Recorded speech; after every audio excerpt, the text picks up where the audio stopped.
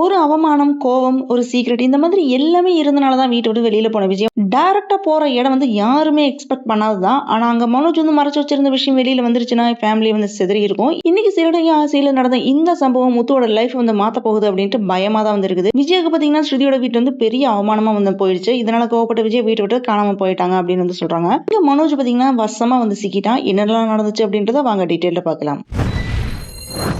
சிறடிக்காசி சீரியல்ல இன்னைக்கு எபிசோட் ஃபுல்லாவே இமோஷன், ஃபேமிலியில வர கலக்கம், அதே மாதிரி ஹிடன் சீக்ரெட்ஸ் எல்லாமே மிக்ஸ் ஆன த்ரில்லிங் எபிசோட தான் வந்து இருந்துச்சு. குறிப்பா சொல்லணும் பாத்தீங்கன்னா விஜயோட மூடு, மனோஜோட பயம், முத்துவோட டவுட், இந்த 3 விஷயம் தான் கதையை வந்து வேற லெவலுக்கு வந்து கொண்டுட்டு போயிருக்கு. இன்னைக்கு எபிசோட் ஸ்டார்டிங்ல விஜயோட கோவம் பீக்ல இருக்கு.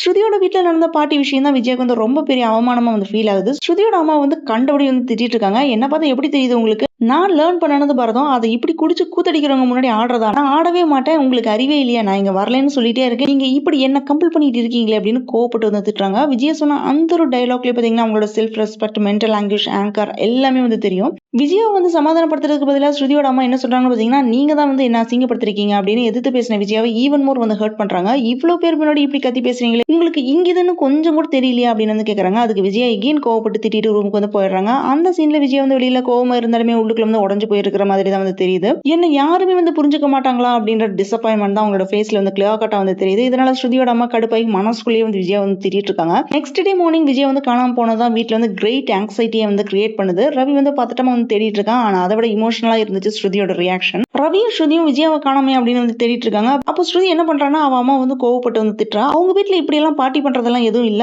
அவங்க வரலன்னு சொன்னதுக்கு அப்புறம் எதுக்காக நீங்க வந்து அவங்களை வந்து ஃபோர்ஸ் பண்ணீங்க? இப்படி டிஸ்டர்ப் பண்ணி இப்படி வீட்டை விட்டு வெளியில அனுப்பிச்சிட்டீங்களே அப்படின்னு வந்து திட்டிட்டு இருக்கா. ஃபர்ஸ்ட் டைமா விஜயோட மூட வந்து புரிஞ்ச மாதிரி வந்து தெரியுது. இங்க ஒரு இம்பார்ட்டன்டான விஷயம் என்னன்னு பாத்தீங்கன்னா, இது வரைக்குமே விஜய் கூட நிறைய டைம் மோதின ஸ்ருதி இன்னைக்கு அவங்களுக்காக ஃபீல் பண்ற அளவுக்கு வந்து மாறி இருக்காங்க. அதே டைம்ல ஸ்ருதியோட அம்மா அவங்களோட பாயிண்ட் ஆஃப் வியூ வந்து சொல்றாங்க. நான் அவங்களுக்கு வந்து நல்லதான் பண்ணேன். அவங்க ரொம்ப சோகத்துல இருந்தாங்க. அதனால எல்லாருமே பேசி சந்தோஷமா இருந்தா மனசு மாறுவாங்க அப்படின்னு நினைச்சேன். ஆனா இவங்க வந்து இப்படி வீட்டு விட்டு போவாங்கன்னு நினைக்கல. அவங்களால எங்களுக்கு தான் அசிங்கம் அப்படின்னு வந்து சொல்றாங்க. ஆனா நல்லதுக்காக செஞ்ச விஷயம் கூட சில நேரத்துல மேஜர் இன்ஜுரி ஆகும் அப்படின்றதுக்கு இந்த சீன் ஒரு எக்ஸாம்பிள் தான். என்னதான் இவங்க வந்து இப்படி சொன்னாலுமே ஸ்ருதி அவ அம்மாவை திட்டிட்டு விஜயாவை தேடுறதுக்காக வேண்டி ரவியை கூட்டிட்டு வீட்டு விட்டு போறா. இதுக்கடையில மனோஜ் ஸ்டோரி வேற லெவல் டென்ஷன்ல இருக்குது. அங்க மனோஜ் என்ன பண்றான்னு பாத்தீங்கன்னா ரோகிணி கூட ரொமான்டிக் மூட்ல வந்து பேசிட்டு இருக்கான். ரோகிணி வந்து மனோஜ் என்ன கேக்குறான்னு பாத்தீங்கன்னா, நேத்து நைட் நல்லா தூங்குனியா அப்படின்னு வந்து கேக்குறா. மனோஜும் வைக்கப்பட்டு சிரிச்சுட்டே ஆமா அப்படின்னு வந்து சொல்றான். அப்போன்னு பார்த்து கதவு வந்து தட்டுறாங்க. யாரா இருக்கும் அப்படின்னு 2 பேருமே வந்து யோசிச்சுட்டு இருக்கும் போதுதான் விஜயோட வாய்ஸ் வந்து கேட்டு மனோஜ் வந்து ஷாக் ஆயிடுறான். அப்படியே வந்து லிட்டரலி ஃப்ரீஸ் ஆன மாதிரி இருக்கான். அந்த ஒரு செகண்ட் வந்து என்ன நினைக்கிறான்னு பாத்தீங்கன்னா, இப்படி மாட்டிட்டோமா அப்படின்னு பயம் அவன் ஃபேஸ்ல வந்து தெள்ள தெளிவா வந்து தெரியுது. உடனே ரோகிணி வந்து ஒளிஞ்சுக்கோ அப்படின்னு வந்து சொல்லிட்டு விஜயா உள்ளுக்குள்ள கூப்பிடுறான். அந்த சீன் ஃபுல்லாவே பேனிக் மோட்ல தான் வந்து இருக்கும். விஜயா உள்ள வந்த உடனே ஸ்ருதியோட வீட்டுல நடந்த விஷயத்தை எதையுமே வந்து சொல்லாம என்னால அந்த வீட்டுல வந்து இருக்க முடியாது, அதனால இங்க வந்துட்டு இனி நான் இங்கதான் இருக்க போறேன் அப்படின்னு வந்து சொல்றாங்க.